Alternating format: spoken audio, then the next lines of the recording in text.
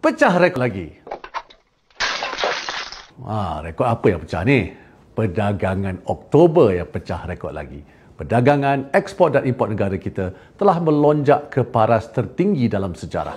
Ekspor kita meningkat sebanyak 15.7% tahun ke tahun, mencecah 148.3 bilion ringgit. Ini adalah kenaikan untuk 4 bulan berturut-turut.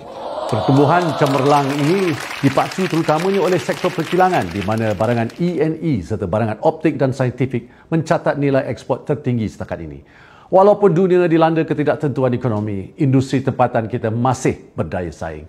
Lebih membanggakan, Malaysia terus mencatat lebihan dagangan untuk bulan ke-66 berturut-turut, membuktikan kestabilan dan kekuatan imbangan perdagangan negara.